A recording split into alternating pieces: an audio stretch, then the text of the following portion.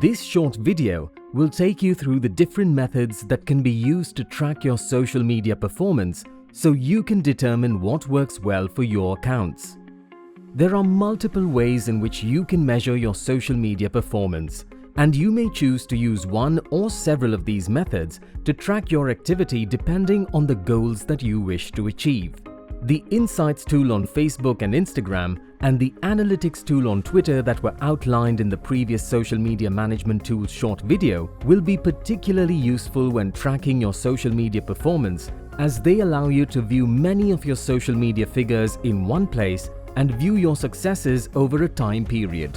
One of the simple ways you can track social media performance is by monitoring the number of followers you have and how much they increase or decrease each month. This will be an indication whether you are reaching a wider audience and your page is appealing to your shopper audience or not. You can view how many followers you have received in the past 28 days on the Insights and Analytics tools. But you can also analyze these figures a little deeper by calculating your audience growth rate. This allows you to calculate your growth as a percentage and can help to compare your results each month fairly. You calculate the audience growth rate by taking the number of followers you have received in a chosen month and divide that by your follower count. You then multiply this by 100. For example, if you gained 14 followers over the last month and you now have 360 followers, your growth rate would be at 3.8%. On Facebook, the average audience growth rate for a page range between 0.64 to 2.2%, and Instagram is between 1.5 to 2.5%. So, although this percentage is a good indicator of how your page is performing, don't be too worried if your percentage is low, as generally throughout the social media platforms, the average is under 5%. Another way you could choose to measure your online success is by the engagement rate on your posts. This is how many people have commented, liked, or shared or saved your content, viewed as a percentage. To calculate the engagement rate of a post or tweet, you simply divide the number of engagements on the post by the number of impressions, which is how many times your post has been on screen, and multiply this by 100. All social media platforms have this information readily available on the post, so you will just need to calculate the percentage.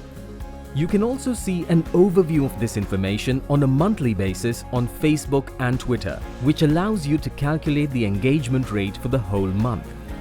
According to industry experts Amplify, a good engagement rate can be as low as 1%. So again, once this is calculated, don't worry too much if it is low. The engagement rate can be extremely useful when analyzing your performance, as it measures how well your content is resonating with your audience. If you generally have a high engagement rate, you can assume that your audience is enjoying your content.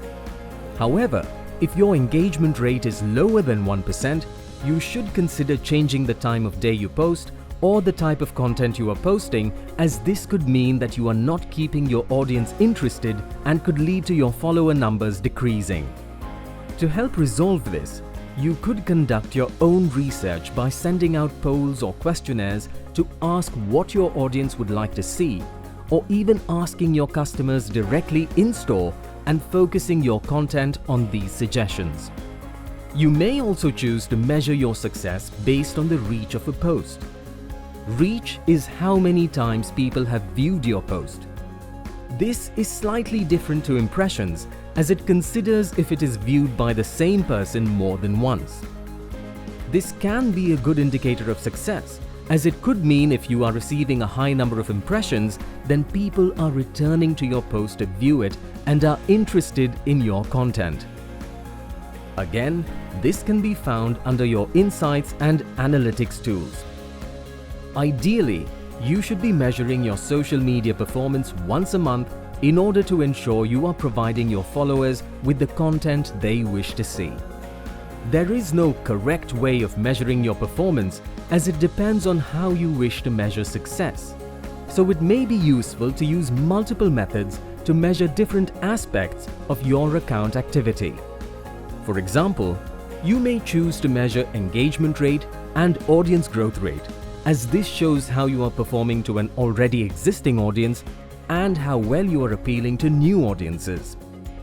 We hope you enjoyed this short video. For more advice and tips on how to successfully manage your business's social media accounts, check out our other short videos.